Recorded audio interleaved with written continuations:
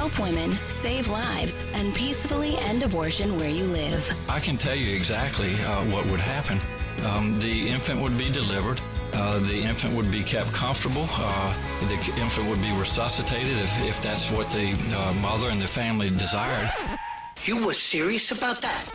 Be inspired to change hearts and minds by joining over 1 million volunteers taking part in the global movement happening in your neighborhood. She says, pray that I can get through this abortion. And I said, oh, no. So she went ahead and went into the abortion clinic. And she just came out. She told us, I'm not going to get the abortion. We just had a baby saved. We had a baby saved in Memphis today. Praise the Lord. This is the 40 Days for Life podcast with your host, Sean Carney. Hello, and thank you for joining us today on the 40 Days for Life podcast. I am Sean Carney, the president of 40 Days for Life, and your host for this podcast, which is dedicated to helping you end abortion where you live. And congratulations on finishing the largest 40 Days for Life campaign ever.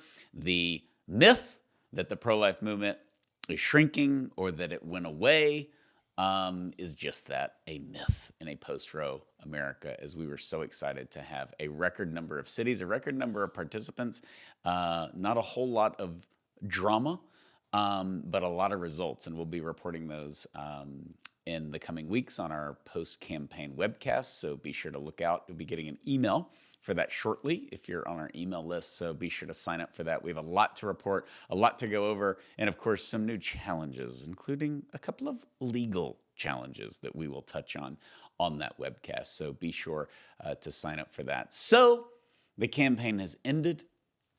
Pop champagne, put your feet up, and do nothing to defend life, because we accomplished our goal, which is finishing a 40 Days for Life. And that is the topic of today's podcast. What do we do now? Because, of course, we're not going to pop champagne and put our feet up. And joining me on this podcast is somebody who never pops champagne or puts his feet up, works all the time, and that is Mr. Steve Carlin. All work, no play. All work, no play. Thank you for referencing my fantasy football team. Always happy to do so. Management appreciates it. Yeah. And also, speaking of all work, no play, Heather Gardner joins us back on the podcast. Thank you. Again. Okay. Before we get into this, because the campaign just ended, which means we are weeks away from the now famous, highly anticipated Fried Turkey podcast with Robert Cahoon, who doesn't observe Thanksgiving because England is not thankful for anything. That's why they're all so miserable over there and the food's terrible. So we will be covering the Fried Turkey podcast. We've already gotten a few inquiries, if I may say so, over the summer. Somebody said, I'm looking forward to the Thanksgiving podcast. And it was somebody that wasn't you, me, or Robert? It was a human who participates in society. That's remarkable. I know. And so I was very, very proud of that. The least downloaded podcast of the year, and yet still our favorite. Pride goes before the fall. Yeah, that's, we're going to talk about everything. The way you make your turkey, the things we're thankful for. The banter section is usually about 2/3 of that episode, and it's a good time. So it's the least downloaded podcast, but every year I get questions because I take people through the recipe of the fried turkey, because we do the normal fried turkey that's just like juiced up with butter and it's amazing. But then I do like the adult fried turkey, and that's the one that is injected. Well, I shove a bunch of jalapeno seasoning, I guess, up the rear of the turkey. And then I inject it with Texas Pete hot sauce, an entire bottle. This thing is just oozing out. It's glorious. But because turkey is so dense, when you fry it, it absorbs the flavor. It's not like if you watch me prepare it, you're like, we're going to die when we eat one bite of that. It's going to be so spicy.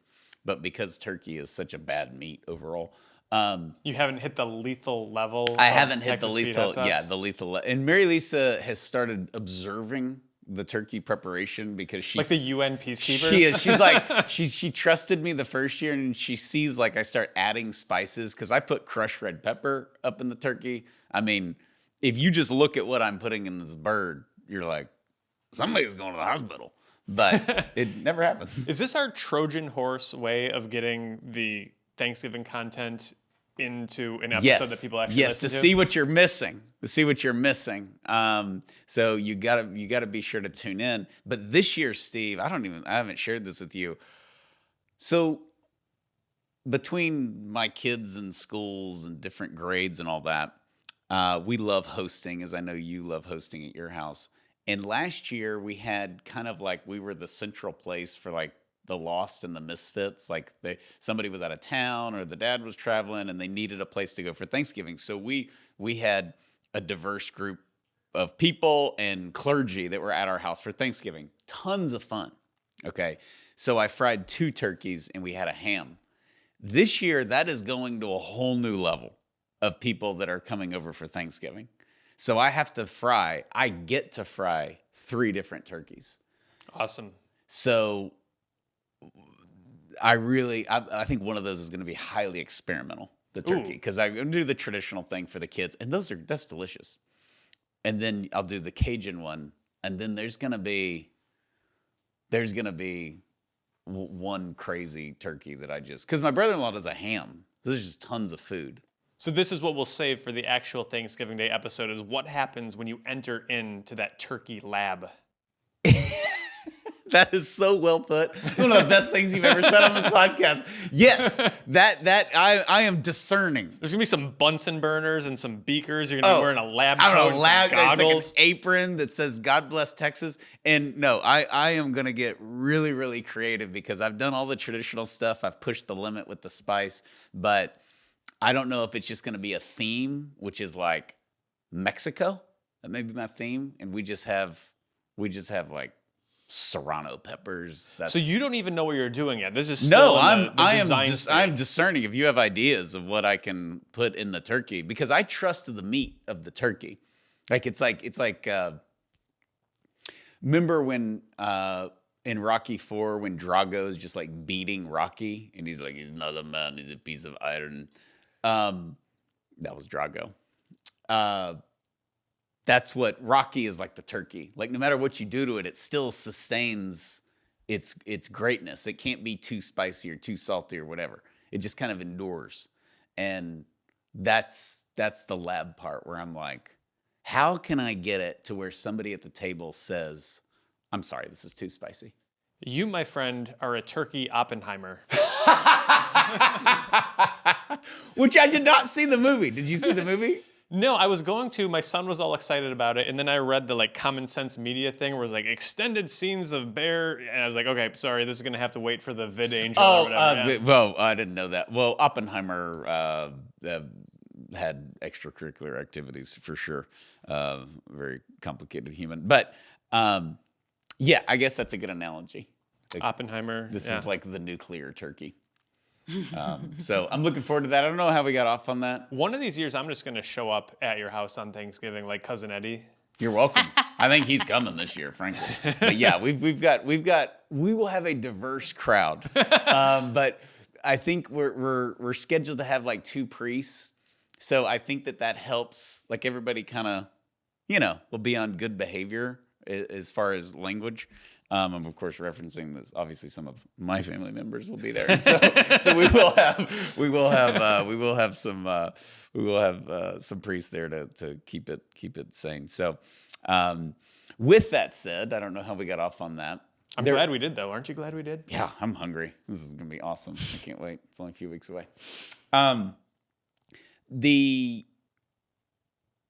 The first time we did 40 Days for Life out here, we were glad that it was over because we were tired. And that first campaign, before we figured out this fall calendar, it was so stupid. It was from September 1st, which might as well be the 4th of July in Texas, to October 10th, which also might as well be the 4th of July in Texas. So just roasting.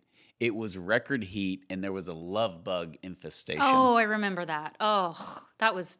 Don't open your mouth going outside. It's in it your was head, like bad. love bugs everywhere. It was like the plague. Yeah. I don't know what that is. Okay. Oh. This is a southern thing. Jill can put pictures of love bugs. Yeah, we'll put some love bugs. It's not you're thinking of a ladybug, right? It sounds like a Disney thing, like I don't know any other name. I don't know like the scientific name for them. I think but that's the scientific name. It's two bugs that are connected to each other, and they are harmless in terms of they don't bite or sting or anything. They're just and they're very they pro-life. cover your car. They don't They're very use pro-life. contraception, so they just multiply like crazy. And when you get love bugs are in Texas every year, but this was an infestation where I don't remember an infestation since this. No, it was this is like a record, and you everything can was Google speckled. A plague. it. You can Yeah, it was Google a plague. Fall of 2004, love bug Texas. You Google it, and it's a thing. Yeah. So we're like, well, we're going to be outside for 24 hours. You know, it's the dumbest thing ever. And we go, and they're in your hair. They're in your ears. It's really, really disgusting. And I know Mary Lisa ate a million of them accidentally because she was out there so much. Naturally. From 7 to 3 every day. But we were ready for it to be over. And we were glad it's over. And we probably deep down never really wanted to hear the term 40 Days for Life ever again at the end. I mean, we were exhausted. Our closing rally was a total joke. No one came. It was really, we advertised. We bought a I didn't come, so. Right. See, part of the problem. We bought but we're stupid. I think that it was October 10th, which was a Sunday, at 3 p.m. on A&M's campus. We decided to change it up, have it on A&M's campus. This is before I came to realize what we need to do at the end of the campaign is feed everybody and rent out a restaurant or have a barbecue, which is what we started doing. Then all of a sudden we're like, man, our closing rally was packed. And it's, well, yeah, the first one had no food, was hot, was outside with the love bugs. I wore a suit. It was just ridiculous. So we were done. And then, of course, cities started asking us how we did it. And here we are today. But I think that that's a normal response where it's like, I don't want to see my 40 Days for Life polo anytime soon. I remember when I was a volunteer, and at the end of every campaign, when it was, well, I was only a spring and fall volunteer. I didn't really volunteer much in between in the beginning.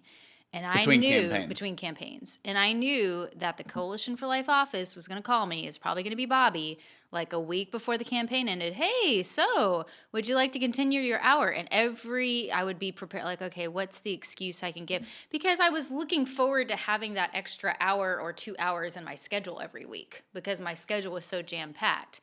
But I knew, okay, the right thing to do is, of course, to continue going to the sidewalk. Like, there's no good enough excuse for that, right? But I was always dreading that call, like, no, I want that extra hour. I want that extra 2 hours. So I think almost all of us, I don't want to speak for everybody, but I think a lot of us can relate to that. Yeah, and the goal, I think the difference between then and now, and we have all these 40 Days for Life 365 locations, which we'll get into, is that back then we relied solely on guilt, which is, well, they're doing abortions next week, but I guess babies are still dying after enjoy 40. your life. Yeah, so that was our approach at the coalition because we didn't know anything else. It was just whatever. Enjoy your life. Yeah, we'll be outside Enjoy with your the love life. bugs. Well, babies can't. So just the horrible messaging guilt. But as 40 Days for Life grew, as we got more knowledgeable about how a Planned Parenthood operates in California and Florida and Texas, and how we got more sophisticated. The 40 Days for Life has changed over the years, thank God. We've improved the campaign. We've adjusted things. We redo the training every 2 years. We've evolved, as Obama once said about gay marriage. So we know the impact of the presence on the bottom line. And that's the true motivation, because back in the day, we were just telling people, you're having an impact. God loves you. And now we say that, and that's true, but we can prove the impact in tangible ways, and we just couldn't do that in the early years. Yeah, that's true, and it's why I think people, even though we're relieved to get to the end of a 40 Days for Life campaign, there's a lot of people who will say things like, well, I miss it. I'm like, good news, you don't have to quit going out. You can continue to show up and to pray. And I know when I've been out at sites, sometimes you've got like the guy who's not really with 40 Days for Life, and he's like, been out there since 1973, and God bless him. I mean, wonderful people, but they're kind of like, hey, why is it 40 days? I'm out here 365. And at the end of the day, like 40 days for life is a time period because if you can always do something, then you never get around to doing it, right? It's like the people who live in the town of a tourist attraction that never go there. People drive from all across the country to go to this like amusement park or this landform or whatever it is that they never actually do it because it's accessible all the time.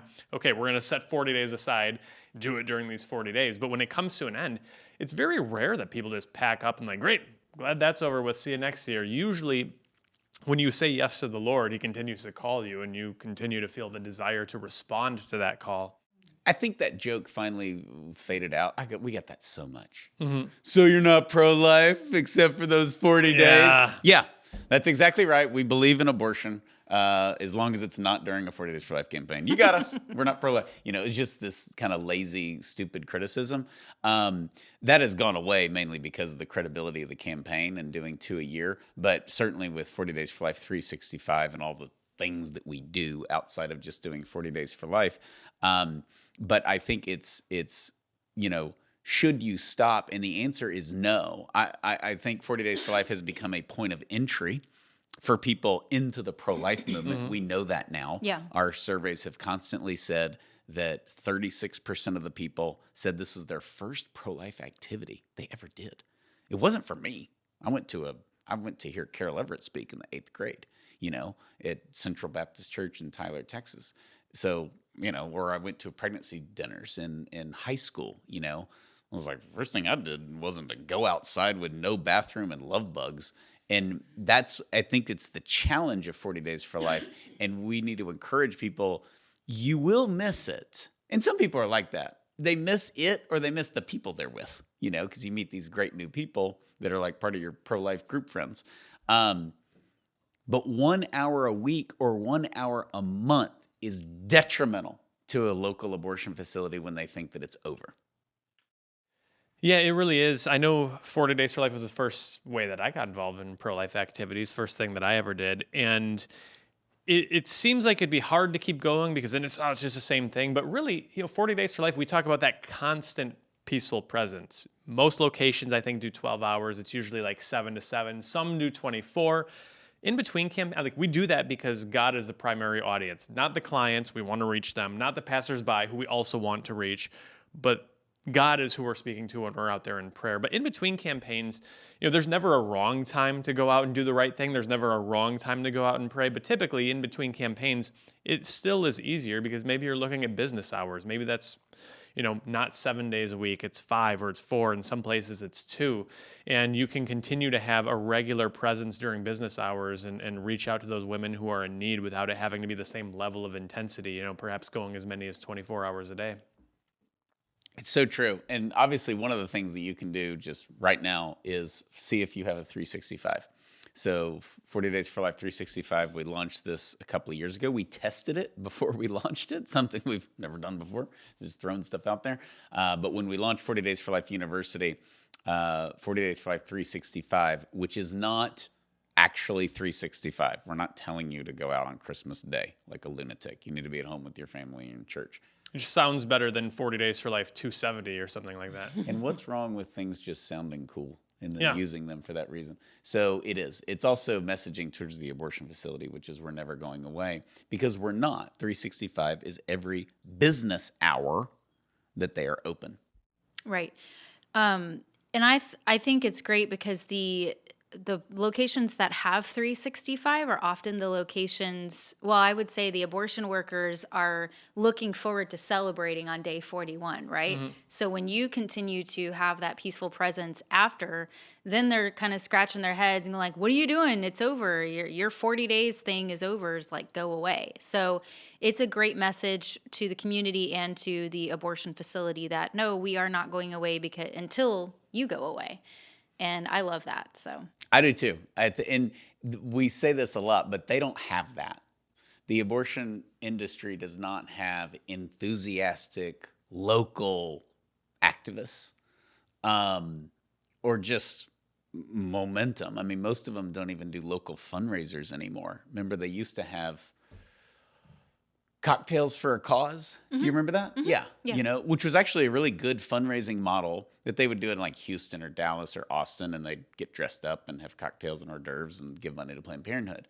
And I think that went away. I don't even know if they do that anymore. But locally, at a place like the size of, these sort of mid-tier places, Lincoln, Nebraska, or Waco, or, Tucson, it's just they're not even having local fundraisers. So the fact that we're still out there, that we're enthusiastic, and it speaks to the workers. A lot of workers, most of them now convert during the 365 between the campaigns.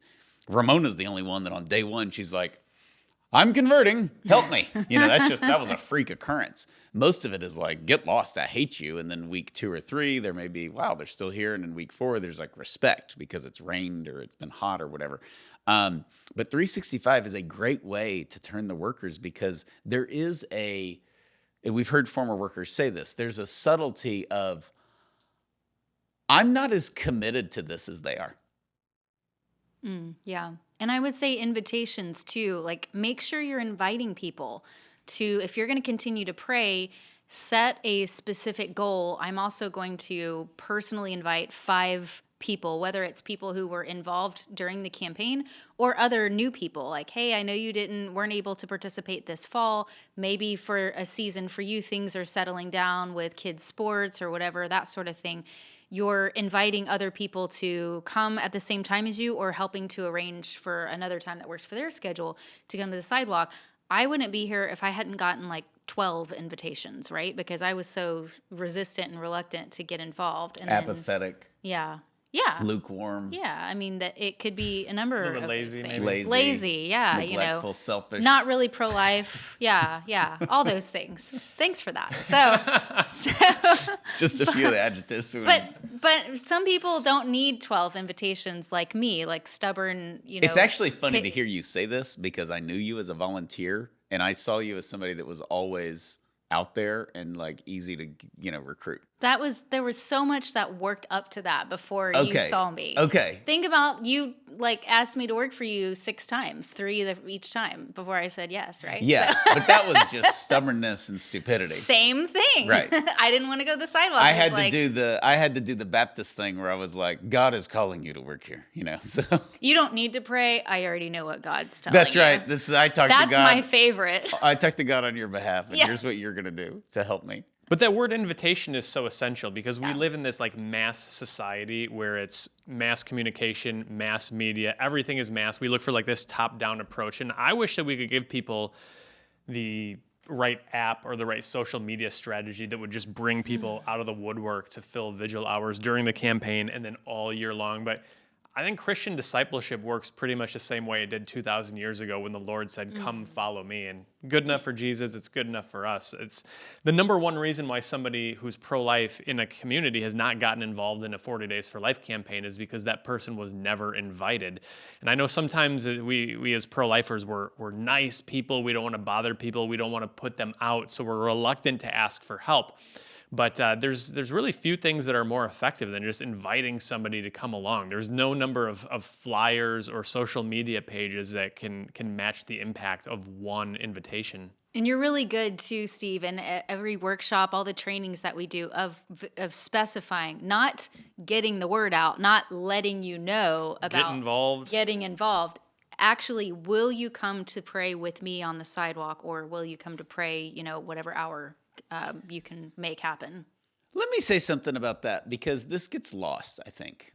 And it's very, very important. Is if you're tired at the end of 40 Days for Life, you're normal. I mean, we've all been there. But there's the tiredness comes from the busyness. Mm-hmm. Okay, usually volunteers, they have to do this, they have to do that. But what most people need to look at it through the spiritual lens is that this is an invitation to pray and it's not a burden. It's a realm of peace. Like, you commit to this Wednesday at noon, and you can look forward to that of all the things I have going on. I can just rest, be still, be in front of an abortion facility, but people wound that up as a huge deal. But be quiet. Mm-hmm. And to pray. And it's a great break. It's a great going to the well. And I think that's a good point. I have heard people say, well, I'm really, really tired, but I'm going to miss that. Like, I built this in. It became a habit. I went out once a week on Wednesday or Thursday, and now I'm not going to have that. And that's bad for your spiritual life. That's why from the beginning, we have talked about 40 Days for Life being going out and praying in an abortion facility should be a normal part of your weekly, monthly spiritual life. And just as, Lent ends, it's 40 days, but we don't say, well, that's finally over. No, we celebrate Easter. And then it's not like we quit going to church or we quit loving our neighbor, but these time periods are used to create or increase a discipline in our life. And too often we form it and then we stop. Like the guy that runs the marathon, then he's like, well, I'm never running again. And he gains 50 pounds. And you're like, well, don't you miss that? And I think that there needs to be an enthusiasm of doing something after a campaign, maybe not at the level, maybe you cut back a little if you need to. It's like that distinction we make when we do podcasts on fasting. Like you get to the end of the 40 days and you don't have to continue to like do your fast or whatever. But if you hit Ash Wednesday and you decide, you know what, I'm gonna give up smoking. I'm gonna give up whatever thing that's bad for you that you ought not be doing anyway. You don't be like, oh man, I'm glad it's Easter. I can like light up again. Has that happened to you? I know we discussed this on the fasting podcast. I don't remember your answer, but have you ever given something up for Lent and it just stuck? I don't think so. I can't think of anything that I just have you quit indefinitely. Or have you heard of? I have too. I have, yeah. What's your thing? Can I ask? Meat on Fridays. Yeah. Okay. But that's because I didn't do that. You didn't do that before. Okay, good. I didn't do that before, so it makes it that much. I mean, I don't even have to think about it during Lent because I'm doing it all year long. It's just my senior year of high school. Mine was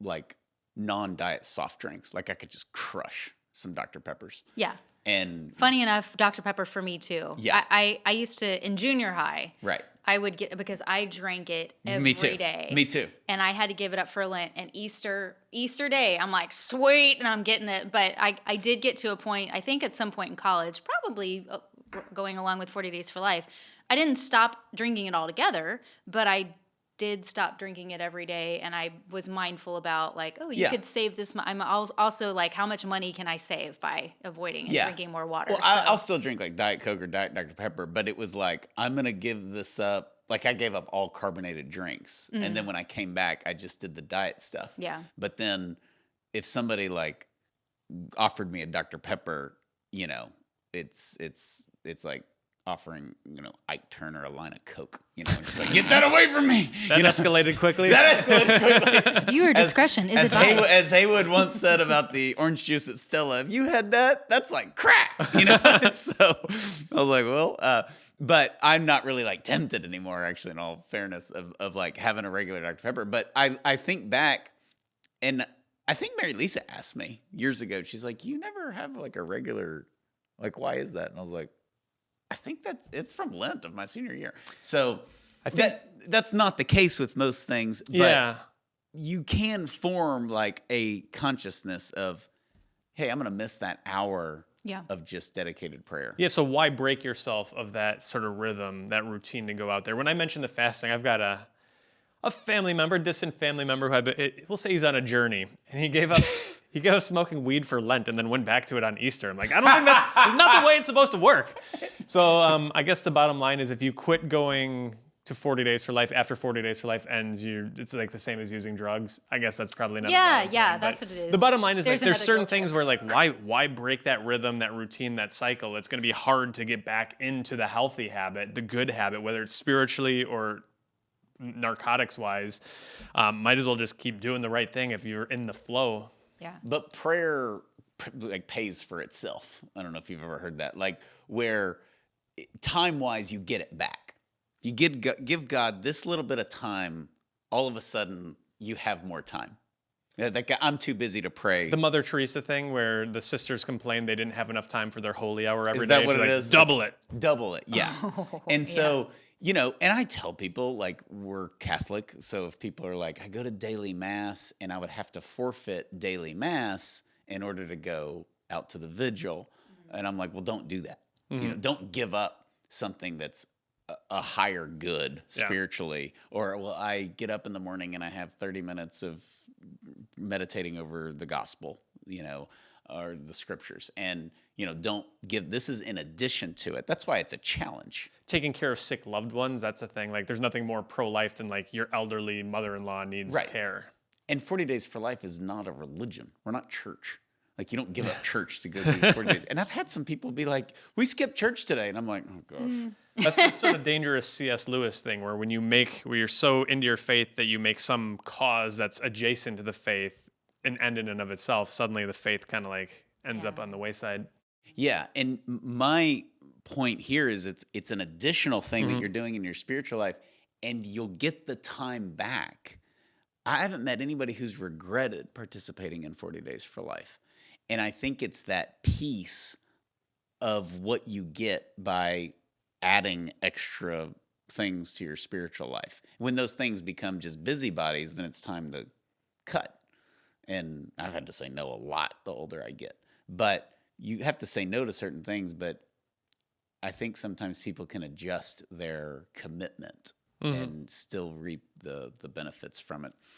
Okay, here's some tangible things you can do. We've obviously talked about keep going at 40 Days for Life 365. The next is a little academic if you want to do the Sidewalk outreach training. Which we recommend. Yes, strongly. 40daysforlife.com/university. And this is an area in which a lot of people, maybe this was your first 40 Days for Life vigil, and maybe you were saying, okay, I'll go out there and I'll pray, and I'll keep it to myself. I'm going to be silent. Maybe I'll even hold a sign or wear a shirt. But talking to these women, that's not for me. And a lot of people who have said that are now realizing, as the vigil went on this fall or at some other point in their lives, like, you know what? I think I can't just let that woman walk in there without trying to say something to her, without offering her help. And so a lot of times the prayer, like all anyone is required to do to be part of 40 Days for Life is to pray. But in many cases, the Lord answers that prayer by calling you to do something, to combine your prayer with action.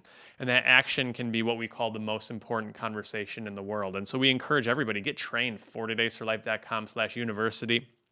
$29 if you're in the United States. You get a shirt, you get a book, you get all the online training modules, and you can pace yourself. You can take it at your own schedule, but it's so good to know, like, when there's a woman in need of help, what do you say to help her? And sometimes it's not even so much what do you say, it's having the confidence to say anything. Yeah, that's usually what I get from a lot of the leaders is our people, we have the training, but we just need to know what to say. And I'm like, you already know how to start the conversation, and you already know about the resources. Your issue is not what do we say. Your issue is taking that leap and stepping out of your comfort zone and just doing it. And that was what it was for me with specifically when I was here as a volunteer, and again got 12 invitations before I finally was like, okay, fine, shut up, I'll go to a training.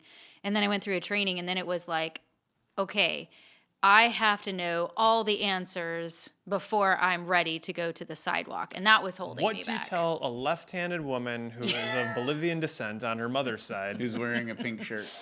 It can get complicated, too. It does. And we simplify it, I think, in the Sidewalk outreach. If you have no interest in ever speaking to an abortion worker or a woman considering abortion or a boyfriend, you still need to go through this. Because number one, you may not have the choice; they may approach you, and so it's a little bit of you want to have ed. some sort of preparation. Yeah, it's like defensive driving, and you just need to be ready in case you need it. And also, from the apologetic standpoint, when you're at the water cooler at work or you're at Thanksgiving with your uncle, you just know what to say when. And your niece is pregnant and she's maybe not pro-life. You'll want to do that preparation before it comes to a moment like that. That was one of the epithets of us writing What to Say When is so many people kept asking me, yes, what do I didn't expect, I wish I would have said this, but I didn't expect this and all of that. And I told you a guy on a plane, we got our first copy.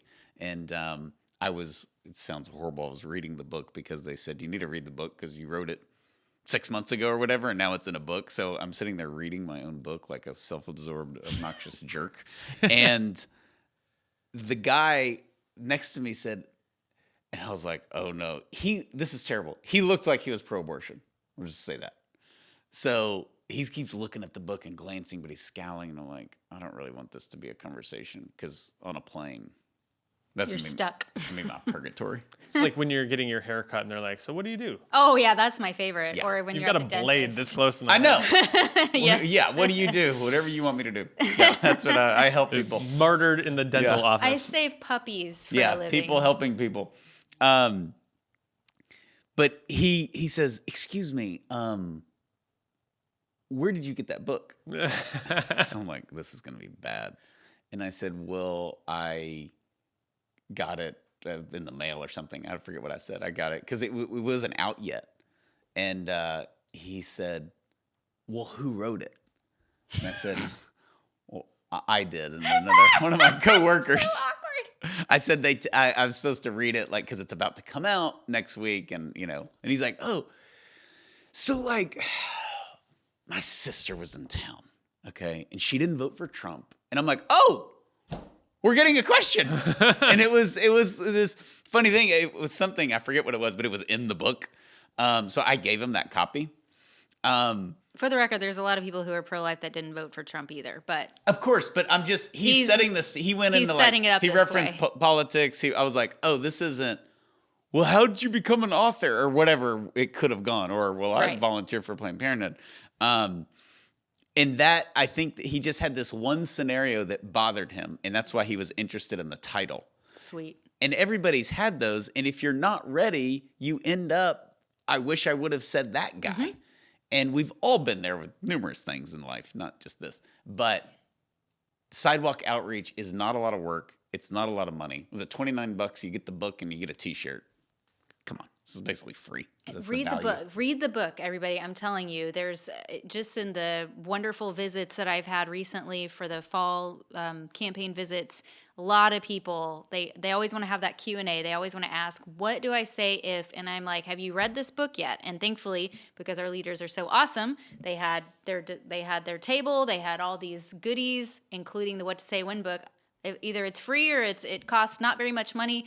Go get this book. It's an easy read. I've read several pro-life apologetics books. I read the very first book, in fact, years ago, long before What to Say When came out, was Pro-Life Answers to Pro-Choice Arguments by Randy Alcorn. Love it. That was the standard book that was Yes. given to us when we went through the training as volunteers here Yes. in College Station. I forgot we gave that book away a lot. That was like automatic. We got that book, and we got the Peter Kreeft's Unaborted Socrates. Unaborted Socrates. Which was also great. I Love love it. And the pro-life answers to pro-choice arguments was not meant to necessarily be read front to back. It was a reference book, similar. You don't have to read What to Say When front to back. If you're itching to get a specific answer, you can go to that chapter, you can search it, and you can start reading that chapter, and it's really, really great. But that book, the Pro-Life Answers to Pro-Choice Arguments, a thick book, but it was so compelling. I did read it front to back, and then I was like, "This is Wow. awesome." And you know us. So You could have said, this is predictable, or I know all this. right, and I read it to see, am I going to learn anything? What are the? And If somebody would have told me Heather Gardner is reading What to Say When, I would have been like, why? I read it to see if there's anything I could learn, and because I'm a critic, I don't know. We What can you say? surprised you. We surprised you. You learned something new. But this is turning into some shameless book plug, Sorry. unintentionally. But But that it's was There's really- anything wrong with that? that was all you. I didn't write the book, so Let me- I'm saying read the book. It's well done. It's simplified, so it's not going to be like some obscure, super heady reading. But that I sort of like thing. a lot of people have read the book. Yeah. So if you've already read What to Say When, or you refuse to read What to Say When because this podcast has maxed you out on Sean and Steve as is, I gotta listen to them. I don't want to read them either. Unaborted Socrates is gold. Our friend Peter Kreeft, one of my favorite humans on earth. Socrates is alive, and he's walking amongst us. And he interviews a politician, a psychiatrist, and an abortionist. Yep. It's gold. Yeah. What is it, like 150 pages? It's short. Yeah, it's a small book. It's Yeah. not too tough. Yeah. But in the end goal is not to be well read, right? The end goal of whether you get our book or you get the Peter Kreeft book is to use it, to have the conversation, because there's a power to that there wasn't a year and a half ago.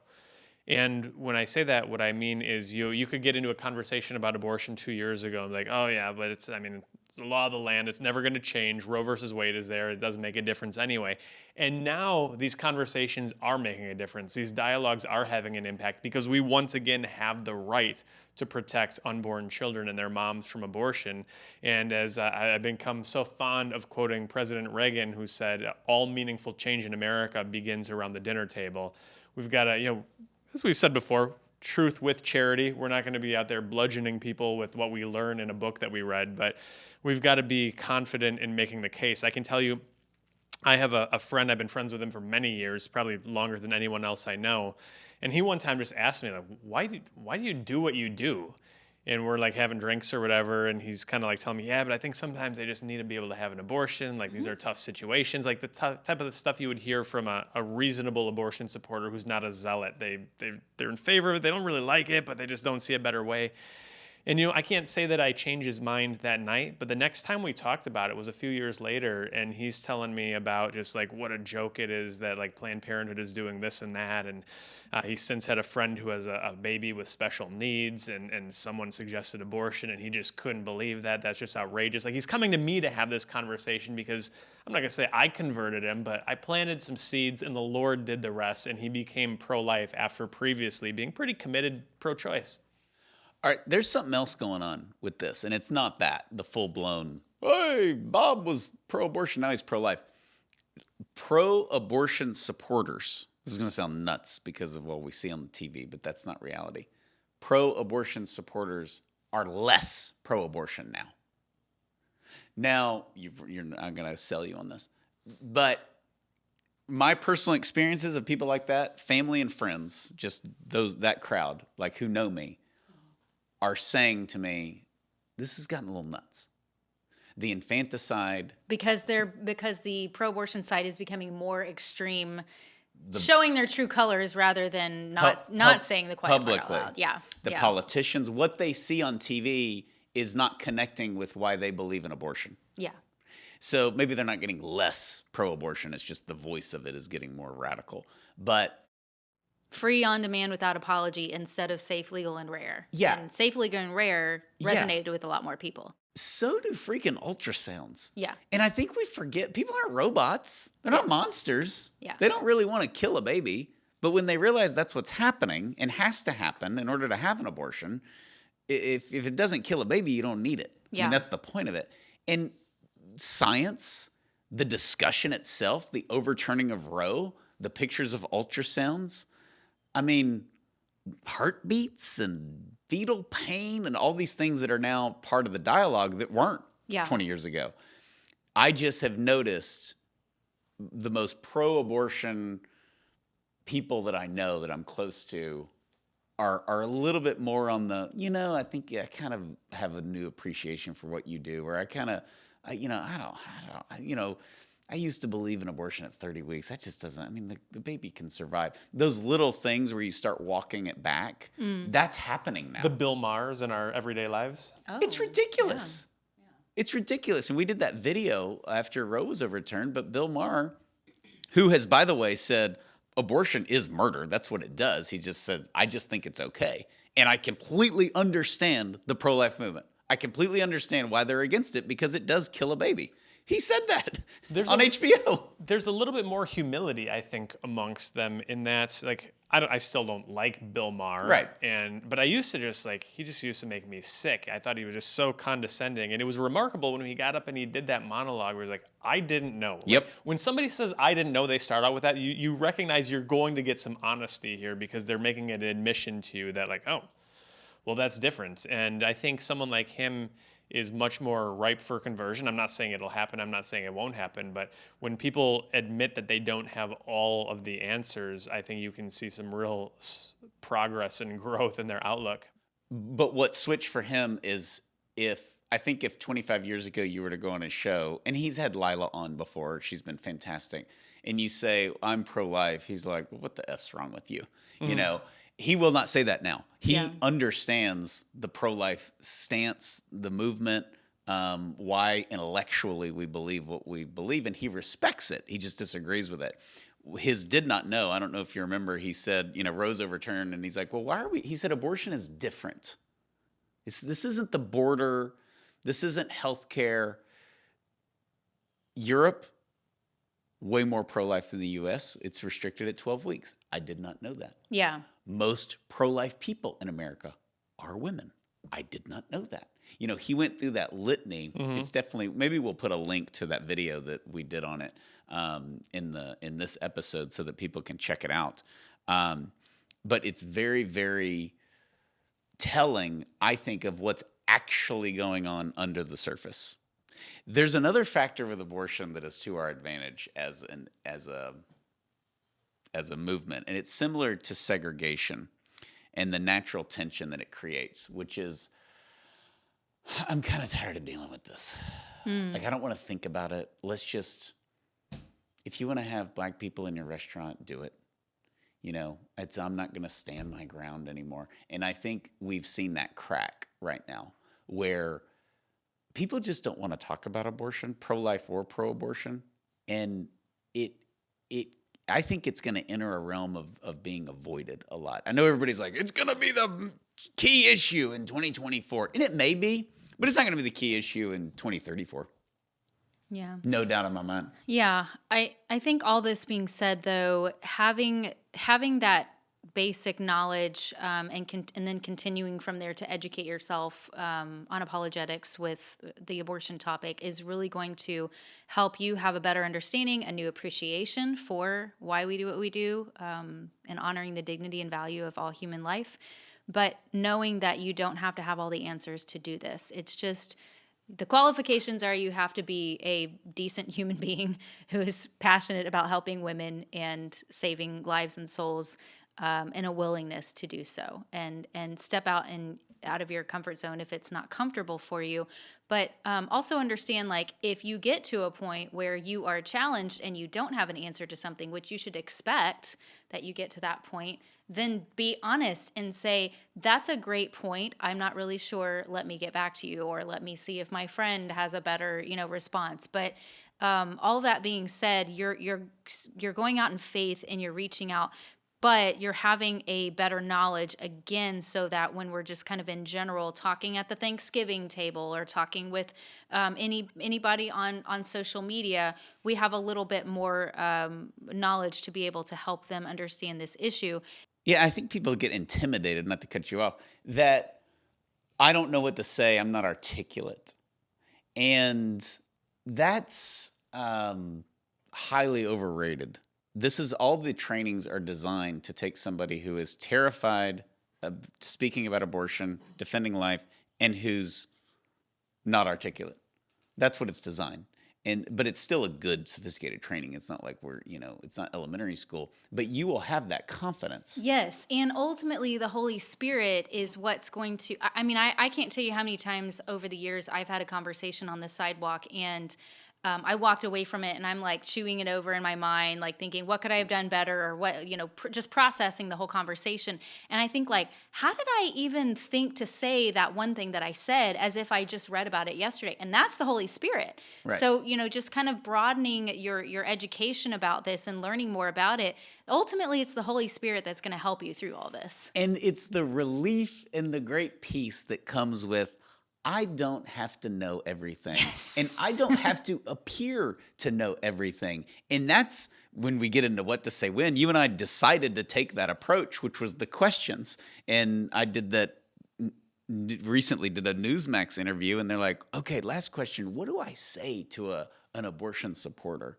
And the guy started laughing. I said, you say, what is an abortion? Mm-hmm. They have never been asked that question. They've never had that question themselves. It is the world's greatest assumption. Abortion, good for women. And this is why you don't really need to be all that articulate, if that's the fear of having a conversation, is because our point is simple. There's never a reason to kill a child. That's as simple as that. The other side, they're going to get into, like, what if there's a violin player who's kidnapped and they're trying to harvest her kidneys? Bone marrow. Yeah, same thing. We see it now in, like, the LGBTQ thing. Like, you're a man, you're a woman. Well, actually, there's a mitochondria with this protein, which could determine, like, other... Come on. They have to get to yes. when you hear an abortion supporter supporting abortion, it's they're selling you a car. They got to get to yes. You don't need a car. You don't want a car. It's just totally unnecessary. And they have to get to yes. That's why we have these insane scenarios, and I don't know why we have to have them. Why do we have to have a 14-year-old girl whose parents are on crack and in prison? Yeah. And she's raped, and she's pregnant, And the baby has Down syndrome or why whatever. can't we just have an abortion? Yeah. Like, we don't do this with healthcare. What's wrong with abortion? Like, what? Why do we have to have these dramatic, sensational, the bone marrow's hooked up to the mom, she's an incubator, all this stuff, and you're like, but if you want an abortion, why can't you just go get one? And when you ask them that, they're like, well, you should have access to it. Great. Like at 40 weeks? Yeah. Well, not then. Well, why not? Yeah. Even though your tooth was supposed to be pulled a month ago, but you delayed, now you can't have it. Somehow it's inappropriate to have your tooth pulled. We don't do this. Well, Grandpa should have probably had surgery last year, but now he's finally getting to it. I'm surprised he didn't have a heart attack. Well, it's too late. No, it's not. If you need it and it's legitimate health care, you get it. And you don't need some alien coming in with Will Smith saying, and this is the scenario. If she doesn't have the abortion, the big, what was it? Just the spaceship is going to blow up the Empire State Building. You don't have to create all these goofball so that you're like, they want the pro-lifer to go, oh, just get the abortion. Yeah. Just get it. Yeah. And we, as you said, we never say that, but we should back up and say, why did you just put this mysterious made-up girl through hell to try to justify a surgery? Yeah. Yeah, that never really exists in real life, and they try to manufacture them every chance they get. Where are the dead women, as we've said, that died because Roe was overturned? But the rape victims do exist. We should dive into rape immediately in conversation. We take people through that. That was the first chapter we wrote, actually. But that's the other assumption, is that you know what rape victims need is abortion, which is a good question. Is abortion designed to heal you from a rape? And I think our position is honest and consistent in that we don't craft our talking points based on what we think will be popular public opinion. Like, we know that most Americans are opposed to some abortions and they're okay with some abortions. We recognize that. And so we're not trying to go and like pigeonhole somebody into like, but 80% of people agree. Like, we recognize we've got a podcast on contraception, which is probably not a mainstream viewpoint that we're opposed to contraception. Most people have it, most people use it, most people support it. But we're basing our points on truth and what is good and what is not good, what is accurate and what is not accurate. And we're going to stand by those convictions. We're not going to try to go create a straw man. We're not going to try to invent some gotcha circumstance where we're going to say, this is why we believe what we believe, and we're going to stick with it. You know, there's a trend. I don't know if it exists anymore, but everybody hated life insurance salesmen. And the reason was that people kind of in the back of their mind know they need life insurance, but they actually never get around to getting it, or they don't want to think about their own mortality or whatever. So the life insurance sales guy back in the day was like, okay, Mrs. Jones, your husband is flying home, and bam, birds hit the plane, and he's in the front row, and he splashes all over the mountains, and his guts are everywhere. And then you walk in, and your little girl says that she doesn't feel well. And boom, she's got cancer, and you're loaded with medical bills with no income. And everybody's like, mercy. Like, I know that my spouse could die prematurely, and that would be a tragedy, and I'm going to protect against that. That's the right. But they would always. So it made people skeptical. Like, do you know the name of this sales technique? There's a name for it. What is it? God. If she cries, she buys. Oh my God. Oh my word. Oh my word. So I didn't know it had a name. Obviously, you sold life insurance before we hired you. That's write that one down. But it's like, why did you just splatter my husband's guts all over the side of the mountain? Like, I was thinking of buying, but I don't want to think about this, and you run off. Oh my gosh. And I do think that abortion has that, where when you start in, and it's always, you know, a hypothetical, And it's more powerful when it's a real person, but then you can deal with them because the real rape victim may not want an abortion. Then they're in trouble. We've done that, encountered that too. But you just put this 8th grade girl through hell. I just don't want any part of it. It's like watching a gory part of a movie, and you're like, I don't want to watch that genre of movies. You don't like horror movies. You're like, I don't care if you say the movie's good. I don't want to watch that. But it's the same with this. And they must have. If she cries, she bobs. They're doing like high fives. You did the mountain thing, didn't you, Bob? You were a killer, baby. But that's where the abortion industry has been left with their sales pitch. Yeah. It is a depressing, dire, hopeless, sterile, gory, vicious scenario where you're just supposed to break down and thank God that this person can get an abortion. Yeah. So huge advantage. It's a huge advantage. And that's why we've mentioned what to say win a lot. It's to go on offense and we don't have to defend life. We don't have to defend, when you're walking out of the grocery store and you've got the kid birthday cake with Spider-Man on it, and you've got a bunch of balloons, or when you walk out with a bunch of roses, when you're alone, they're like, he's buying his wife roses, and everybody kind of gets this feel-good feeling. Oh, there's a little birthday party. How old's the big guy? All that. Nobody stops you and says, why are you getting balloons and a cake for your son? Well, it's his birthday. Well, why would you celebrate that? Like, we don't have to, that's absurd. We don't have to defend life. We don't have to defend how fun it is to help pick your daughter, take her around and find a prom dress or, all that kind of stuff. And life is good. Weddings are good. Dancing on a Tuesday night with your little girl is fun. It's good. This is the only thing that requires this absurd rationalization of why we got to kill somebody. Yeah. Yeah. Exactly. So, okay, our last thing as we wrap up, what you can do now that it's over.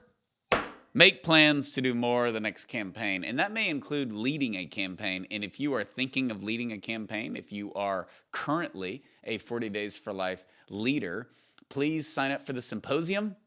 It fills up. It won't sell out because it's free, but it will fill up. And we have a lot of people. It's already November. It gets full. There's a capacity this year.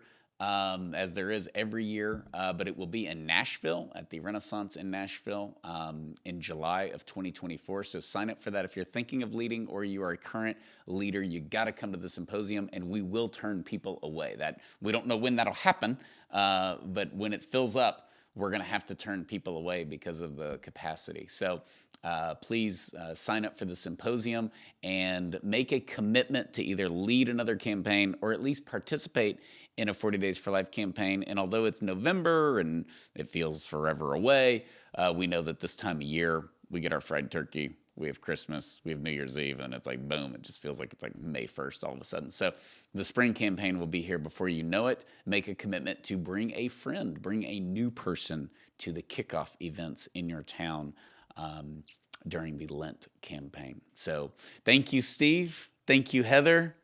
Thank you, Turkey Oppenheimer. It's coming. I don't know. I'm going to get in the lab. That is brilliant. I can't wait to tell my kids about that. You're a genius. We should have put that in What to Say When. So the fried turkey lab, I'm going to go. I'll mess around with some stuff. If you care or you don't care, you're going to know. You will know what happens. So please rate, review, share this podcast, and we will see you next time. God bless you.